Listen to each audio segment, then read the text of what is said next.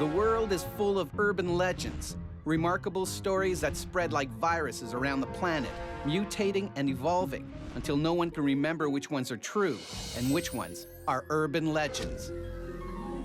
In this episode called Skeletons in the Closet, we show you 3 stories linked by buried secrets erupting to the surface.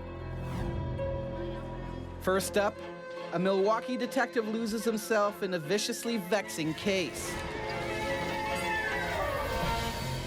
Then, a South Carolina man's fate looks grim as he desperately waits for a kidney donor. And finally, a New York woman begins a suspicious online friendship, which leads her to the unthinkable. Watch all 3 stories and decide which urban legends are true and which ones are false. Find out if you guessed right at the end of the show. First, it's a story we like to call Troublesome Tipster. As a respected member of the Milwaukee Police Department, Detective Herb Dunhill has seen it all. But nothing compares to the case that defined the career of his partner, Detective Scott Pearson. Never would I have dreamed that type of thing could happen. It was just beyond my comprehension to understand this. Detective Pearson was a workaholic with a track record for closing cases quickly. Being a detective was the most important thing in his life. That's what he lived for. In September of 2008, Pearson became consumed with a string of bank robberies he couldn't seem to crack. There were no viable suspects. He was very frustrated and couldn't understand why he couldn't get to the bottom of it. Pearson is obsessed with the confounding case, but has no idea how it will ultimately rip him apart. A break comes late one night in mid-October when Pearson receives a text message from someone claiming to have information needed to solve the robberies. These text messages were hints about the different cases. They were always with disposable cell phones, so he never could get a trace. And this drove him crazy. And so begins a maddening cat and mouse game. With every text comes a useful bit of information, but never quite enough for Pearson to figure it all out. Oh, it frustrated him immensely. He didn't like to be played with. But who could this cryptic caller be?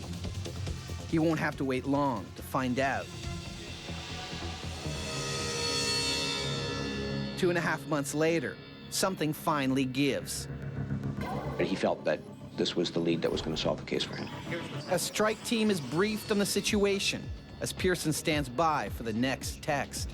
And that's when Scott finally got the text that actually gave him the address. Well, at that point, he became somewhat agitated, and he stayed in the background. The team arrives at the location, but something is wrong with Pearson. No one is at home. But as the mysterious text promised, the detectives make an important discovery. The other officers proceeded to search the premises, and they found a gun and stuff that had come from these different robberies. This should be Pearson's moment of glory, but something is very wrong. It's the location. They're standing in Pearson's house. He said to me, "I've been framed." I didn't know what to think. But I'd known Scott for a long time, and I decided I was going to just wait, give him the benefit of the doubt, see how things turned out. I couldn't imagine that my partner could have been involved in these crimes. But the evidence is overwhelming. Pearson is arrested and interrogated. His prints later turn up on the gun. I couldn't believe it. I'd known him for so long. I found it hard to believe that he could actually be a thief. What are you guys? Your fingerprints. But unbelievably, it's true. Pearson really was the bank robber. A search of his locker reveals another shocking revelation. In the bottom, they found all these cell phones covered with his prints. And these were the phones that had made the text messages. But why would he have been calling attention to his own crimes? Scott was sent for a psychiatric evaluation, and they determined that Scott had multiple personalities. One personality was sending the text messages, and the other one was receiving them. The tipster was a personality Pearson had invented to help him solve the crimes he'd committed himself. Pearson is found guilty of the crimes, but successfully pleads diminished responsibility. Never in my wildest dreams could I have imagined this happening to a friend of mine. Unbelievable. A man unknowingly has multiple personalities, one of which committed the crimes, another who gave him away. But did it happen? You'll have to wait till the end of the show to find out.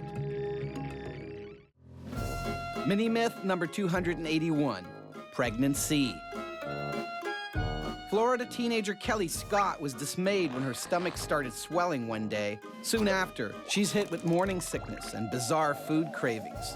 Although she pleads that she's still a virgin and can't be pregnant, no one buys it. Finally, a routine ultrasound proves her right. It's not a baby, it's a tumor. But when surgeons operate, they get a bigger surprise. The tumor is actually a baby octopus. Experts conclude that this unique pregnancy was caused during one of her many swims in the ocean. The octopus was removed, and Kelly made a full recovery.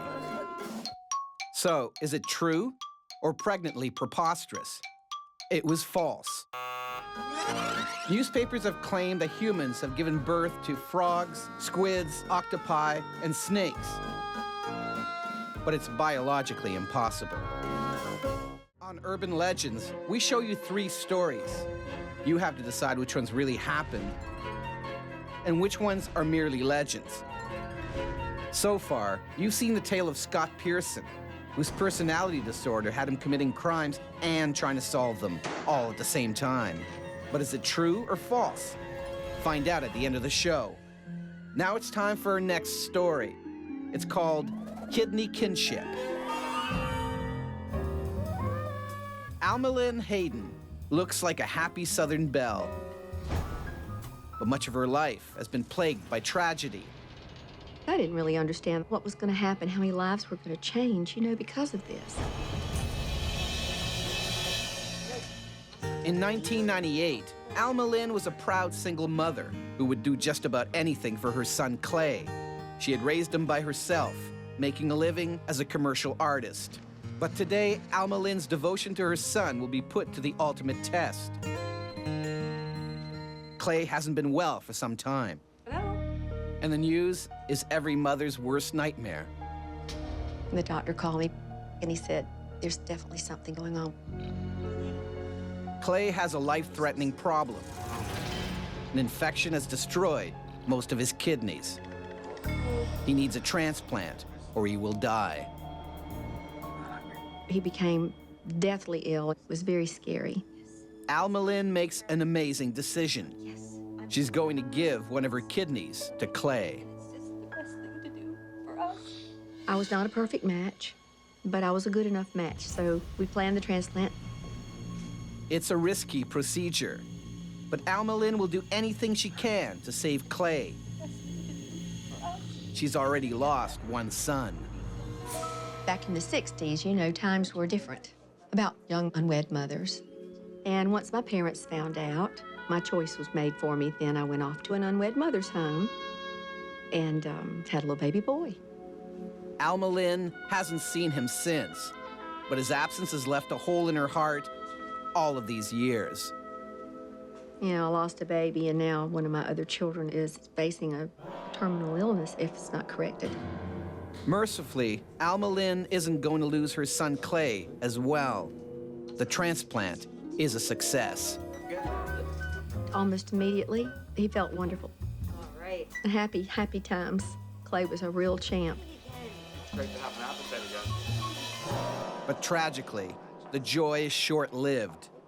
A few years later, the awful ordeal starts all over again. He went into what they call a chronic rejection, and that was simply because we were not a perfect match. So eventually, the drugs can do all they can do, and the body can take all it can take. Clay desperately needs another transplant, but this one isn't as easy to find. The kidney would have to be a perfect match. And I was starting to think about, oh my goodness, what are we going to do? Unless a miracle happens, this time Clay will die. And I felt helpless. And you're gonna get better. But just when all hope is lost, something astonishing happens. The phone rings. And the person on the other end said, Mrs. Hayden? And I said, oh, yes, I am. And he says, well, you don't know me. And I knew it right then. And he said, my name is David Lister, and I think you're my mother. Could it really be her long-lost son? She's about to see the child she hasn't laid eyes on in 40 years. The initial embrace was the most unbelievable thing for both of us. David has read about the family's search for a donor in a local newspaper. And, oh, I can't believe I'm here. But how did David figure out that Alma Lynn is his mother? It's an incredible coincidence that has brought them together. David's son developed a heart murmur, and it was a significant heart murmur. Doctors told him he must get his full medical history, which means that David must find his birth mother. With the help of state adoption records, he tracks her down. But the timing that he started the search and the timing that was needed desperately within the family was just what the amazing part was. Just as one medical crisis threatens to rip apart her family, another reunites it for the first time. And an even bigger miracle is about to come. And he says, I want to be tested. And I said, we just couldn't ask you to do that. And he says, no, I really want to do this. But with Clay's past rejection, no ordinary kidney will do. You have to be the same blood type, and there are 6 antigens in the blood, and David had all 6. Unbelievably, David is a perfect match and is willing to give a kidney to Clay, just in the nick of time. Alma Lynn has come so far and endured so much, and now both of her sons are under the knife at the same time. I don't think I've ever been that frightened in my life. But the gamble pays off. Here's a guy who doesn't know you. He's related by blood, and he wants to try to step in and save your life. And that was just probably one of the biggest moments in my life, ever. It was such a happy time, I can't even explain it in words. I remember a certain point that I thought, okay, this is the defining moment that's actually going to make our family stay this close. Clay and David make a perfect recovery. Gave his brother a kidney, saved his brother's life. He made me whole again, and he just saved our family. A family plagued by tragedy is reunited after a chain of incredible events. But did it really happen? You'll have to wait until the end of the show to find out. Mini-myth number 1029, Bug Blast. With his arachnophobic wife freaking out over a spider behind the toilet, Chris Welding sprang to action with a can of bug spray. The heroic husband let rip behind the loo, even though a broken light bulb meant he was operating in the dark. Assuming the deed was done, Chris used his cigarette lighter to check for a creepy crawl carcass. Big mistake. The flame ignited fumes from the aerosol can, causing an explosion so powerful it blew him off his feet and rocked the entire room. Is it true or completely connoted? This story is totally true. Chris escaped with burns, but the emergency services were unable to confirm the spider's fate. On Urban Legends, we show you 3 incredible stories. Your mission is to sort the totally true from the fantastically false. So far, you've seen the tale of the split personalities of Scott Pearson, one a bank robber, the other a cop. And the story of Alma Lynn Hayden, who gave up a son for adoption, only to have him turn up just in time to save his brother. But which ones are real and which ones are fake. All will be revealed at the end of the show. In the meantime, watch our final story. We've named it Double Take. Tamara Rabi always looks for the good in people, but a bizarre series of events over a decade ago shattered her faith in human nature. At that point, I was just like, oh my God, like, what is going on?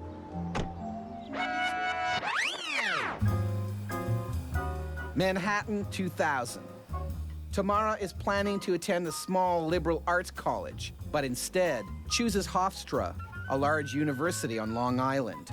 I don't really know why I chose the university I went to. Even my mother was kind of like, Tamara, are you sure you want to go to this school in Long Island? Tamara quickly adapts to the hustle of university life. But one night, when her friends throw her a surprise party, she meets the person who would turn her entire world on its head. There was this kid there who I'd never seen before. And this boy, you know, was staring at me. Hey, how's it going? He was like, I know a girl who looks just like you. Exactly like you. And then again, he grabbed my attention. And at that point, I was kind of like, who is this guy? He was very, very persistent. You know, in my mind, I was kind of like, okay, that was strange. But just 24 hours later, Tamara is about to have another weird experience. My friend who had brought this guy to my birthday party IM'd me and said, you know, that girl that my friend told you looked like is online right now. Do you want her screen name? Although she has no way of knowing who she's really chatting with or what they want, Tamara decides to play along. The first words that I typed were, I hear you look like me. And the response that I saw back read, I hear you look like me too. The person says her name is Adriana and that she grew up on Long Island, but everything else she claims about herself is identical to Tamara. I was like, what is going on? But who is it really, and what is their game? Could it be the creepy guy from the party? How well do you know her? Tamara goes home for the weekend. She tells her family about the strange coincidence, but they are more alarmed than curious. My mother's cousin said, what if this is someone trying to steal her identity? We don't know who she's talking to online. I just want to, you know, find out what's going on. Despite her fear that it all may be an elaborate scam, something pulls Tamara towards her mysterious online friend. And then she asked me where I was born. And I typed, I was born in Guadalajara, Mexico. And she responded, me too. The fast and identical responses look suspicious. It seems someone is simply trying to elicit information. And she typed, what's your last name? So I just immediately typed back Robbie. And then she typed, I'll talk to you later. I have to go. But Tamara is about to discover this is far, far more than just an internet scam.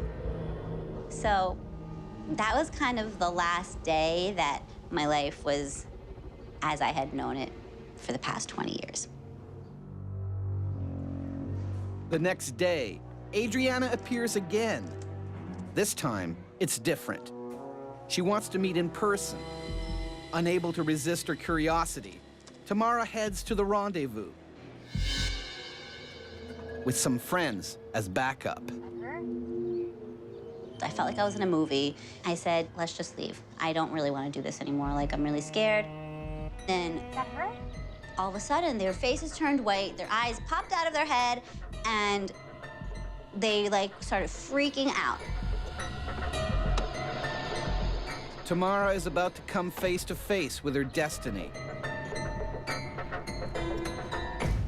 It's an astonishing revelation. It was so unreal and surreal and exciting and scary, and I mean, it was so strange.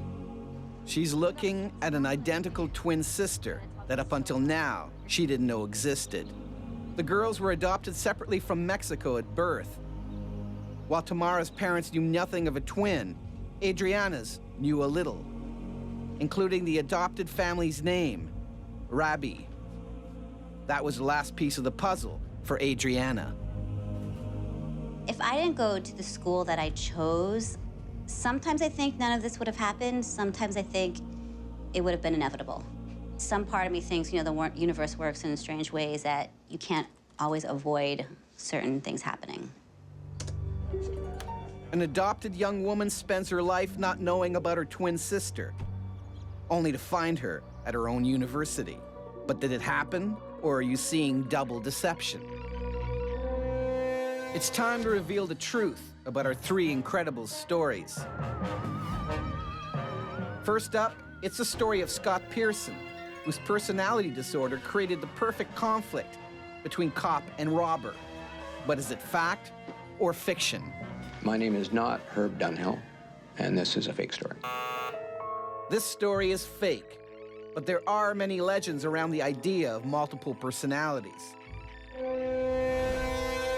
Next, it's a story of Alma Lynn Hayden and the incredible coincidence of her long-lost son turning up just in time to save his brother's life.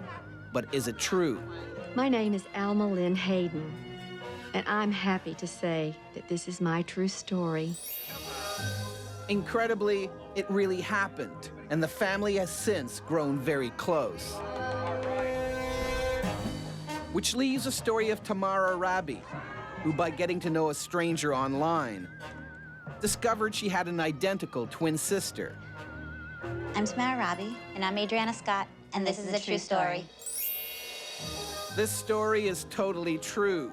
Tamara and Adriana were lucky indeed to both end up in Long Island and find each other. That's the end of our episode called Skeletons in the Closet. Were you able to unmask the revealing real from the foolishly fake? Don't worry if you couldn't. You'll get another chance to separate fact from fiction in the next installment of